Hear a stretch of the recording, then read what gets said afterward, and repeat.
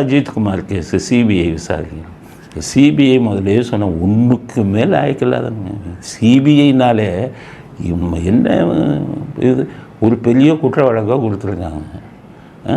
ஏற்கனவே விசாரிச்சுட்டாங்க. இந்த அஜித்குமாரை அடித்து கொண்டாங்கங்கிறது ஏற்கனவே மருத்துவ அறிக்கையில் உறுதியாயிடுச்சு. அவரும் செத்து போயிட்டான், அஜித்குமாரும் இறந்து போயிட்டாப்புல. இப்போ போய் ஒரு விசாரணை போட்டால் உனக்கு எதுக்கு அந்த விசாரணையை கொடுக்குறான்? சிபிஐ அதிகாரிகளுக்கு தான் கேட்குறேன். ஏதாச்சும் மூளை இருக்கா அவங்களுக்கு? எதுக்கு கொடுத்தாங்க?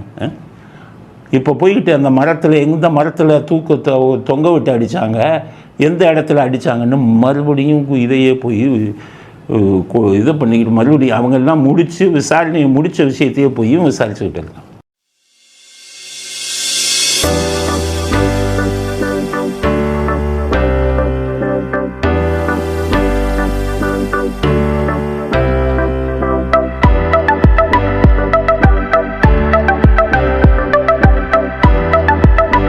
நான் என்ன சொல்கிறேன், உன்னுடைய முதல் வேலை என்ன தெரியுமா? நிகிதாவை கூப்பிட்டு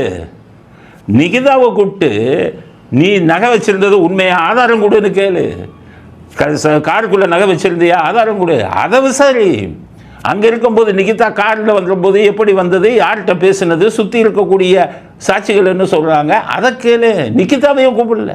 இன்னும் மரத்தில் தொங்க விட்டான், இதில் அடித்து விட்டான், கம்பில் அடித்தான், இதில் அடித்தான்னு மண்டையில் மூளை இருக்கான்னு தெரியல இந்த சிபிஐக்காரங்களுக்கு. இதாக்கி நீ உன்னை விசாரிக்க சொன்னது இதா? நிகிதா நகையை கொண்டு வந்தது உண்மையா? அதை விசாரி. அந்த பொண்ணு இந்த இவருடைய அஜித்குமாருடன் வாக்குவாதம் ஏற்பட்டதால் நிறைய இதில் பண்ணுவாங்க. நிறைய இதில் ஏதாச்சும் ஒன்று பண்ண இது வச்சுருந்தா இதில் பணம் வச்சுருந்தேன்னு சொல்லு அப்படிம்பாங்க. மற்ற எல்லா இதுங்கள்லையுமே சாதாரண பொதுமக்கள் ஏதாச்சும் புகார் கொடுக்குறதுல பார்த்தீங்கன்னா சும்மா சொல்லுவான் பணம் வச்சுருந்தேன், இது வச்சுருந்தேன். அது மாதிரி சொன்னாங்களா நிகிதா? அது மாதிரி சொன்னதுனால தானே இந்த மரணம் நடந்தது. அவர்கள் பொய் சொன்னார்களா அப்படிங்கிறத பார்த்து நிகிதா மேலே நடவடிக்கை எடுக்கிறதுக்கு பரிந்துரை செய்யு. எல்லாத்துக்கும் மேலே நிகிதாட்ட நீ கேட்க வேண்டிய கேள்வி என்ன? ஏம்மா நீ ரெக்கமெண்டேஷனுக்கு யாரை பிடிச்ச? எந்த அரசியல்வாதி உனக்கு தெரிஞ்சவங்க, உனக்கு வேண்டிய அரசியல்வாதி யார்? நீ யார்கிட்ட போய் சொன்ன? அவங்க யாருக்கு ஃபோன் பண்ணாங்க? அந்த உயர் அதிகாரிகளோ இல்லை அரசியல்வாதியோ அந்த போலீஸ் ஸ்டேஷனுக்கு, அந்த சிவகங்கை மாவட்டத்தில் இருக்கிற போலீஸ் ஸ்டேஷனுக்கு ஃபோன் பண்ணி அடிக்க சொன்னது யார்? இதுதான் எங்களுக்கு தெரிய வேண்டிய விடை, இந்த தமிழ்நாட்டுக்கு தெரிய வேண்டிய விடை. மறுபடியும் அஜித்குமாருக்கு பைப்பில் அடித்தான், இதில் அடித்தான், மரத்தில் தொங்க விட்டான். அந்த வீடியோ பாருங்கள். அதை போய் மரத்துக்கு கீழே போய் எல்லாம் பண்ணிக்கிட்டு இருக்கான். அது சிபிஐ வந்தானாலே அவனுக்கு ஒன்றுமே உருப்படாது.